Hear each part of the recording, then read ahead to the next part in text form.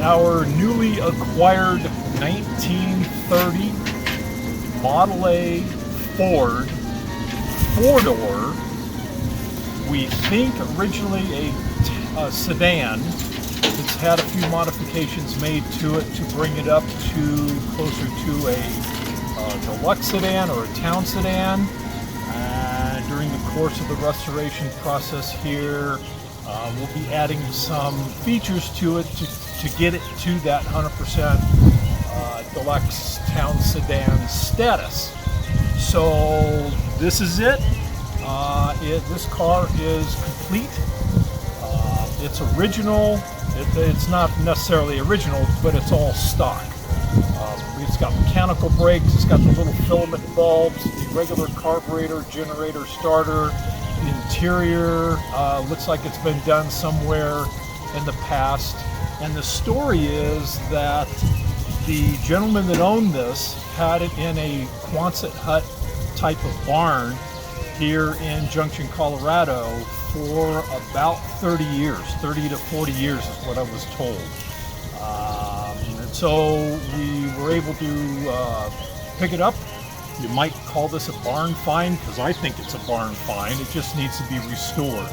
So the first thing in order here is I just want to see if the engine's going to run first off. So I'm going to change the oil, clean up the points, that type of thing. Make sure there's some fresh gas in it. Actually, there's no gas in it at all. And do a few odds and ends to it to make sure that it will start. It turns over. I took a crank handle to it, and the engine does turn over, so it's not frozen. So that's a good sign. Anyway, so that's my project for the next couple of years. This is not going to be a show quality restoration.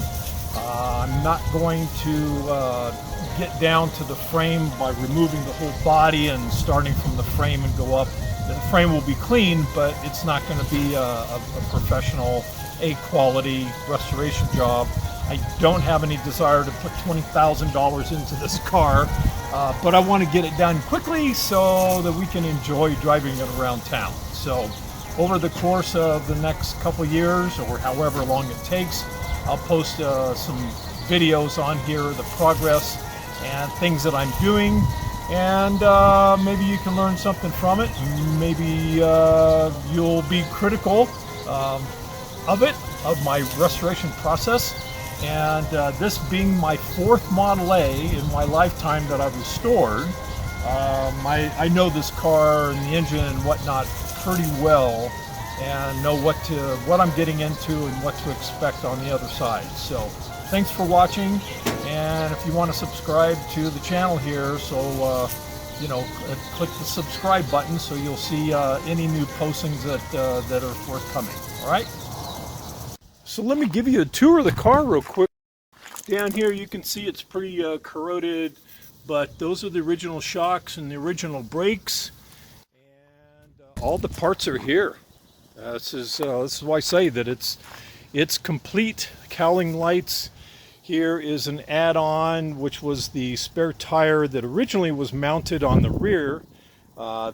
Somebody in the past added a spare tire holder in the fender, so that's kind of cool.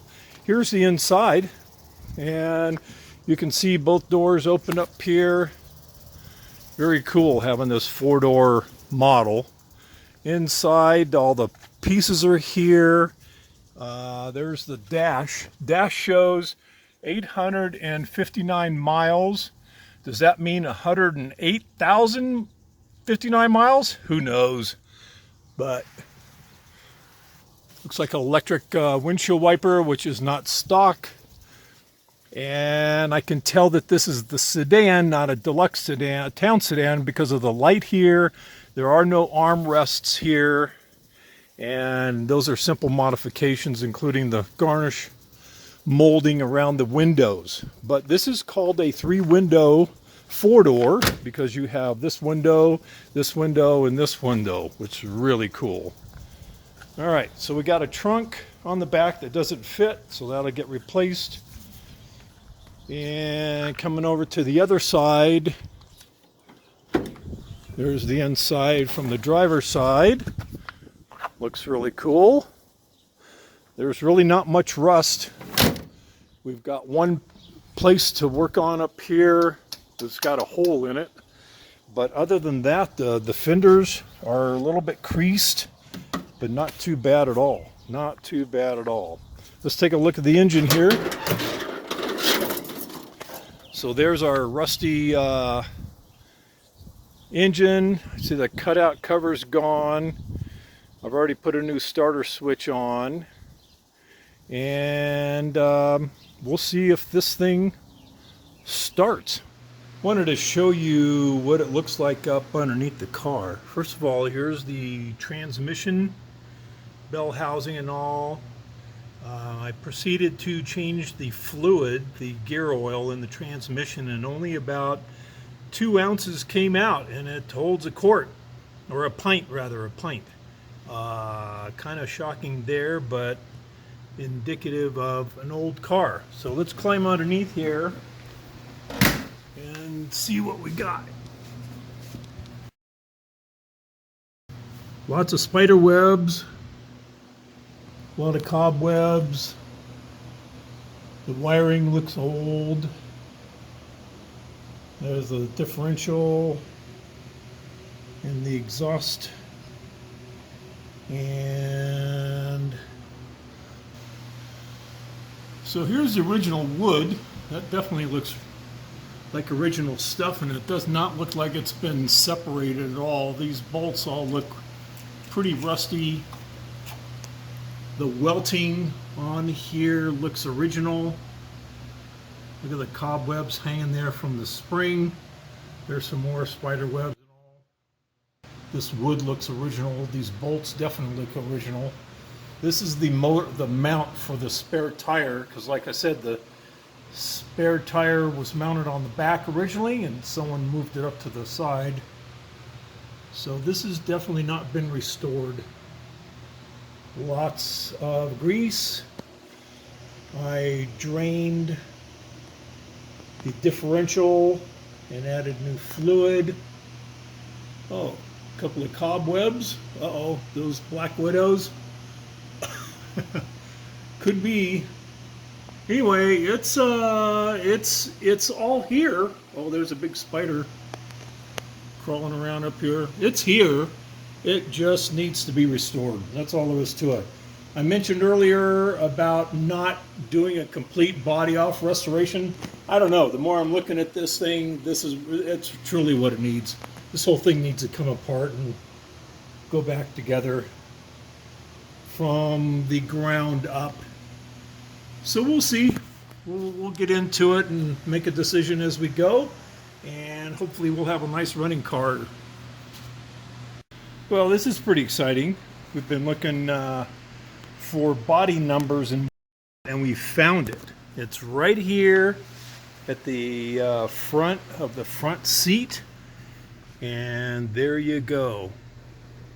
Body number 1621888, Briggs Manufacturing Company, Detroit, Michigan. So this proves this was manufactured by Briggs, sent to Denver.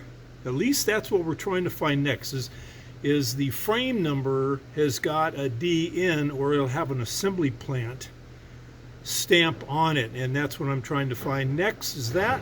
But we know that the body was shipped to the assembly plant, whichever one it is. We still think it's Denver, and here you go. So this is a pretty important piece of wood that's across this whole thing. It doesn't look to be in too bad a shape, but there you go. So there's the body number by Briggs.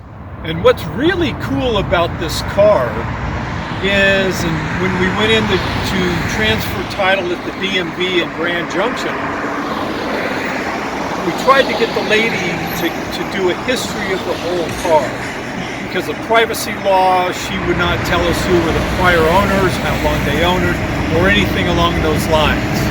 But what she did say, that the car was originally registered in the state of Colorado, which then led us to this building, because This is one of the many assembly plants that Ford had back in the Model T, early Model A years. This is the assembly plant. To what degree did they manufacture parts here, I don't know, but it was labeled as an assembly plant. They assembled cars from 1928 to 1933. So 32, 33, the Bs were made here as well. This is what the building looks like today. Isn't that awesome? Thousands of people drive by Broadway here every single day and do not realize that this was the old Ford, Henry Ford assembly plant for Model A's, primarily Model A's. Isn't that pretty cool? This is what it looked like today. This is what it looked like 1928. Subscribe to the YouTube channel here if you want to get updated videos as I progress through the restoration process over the next couple of years.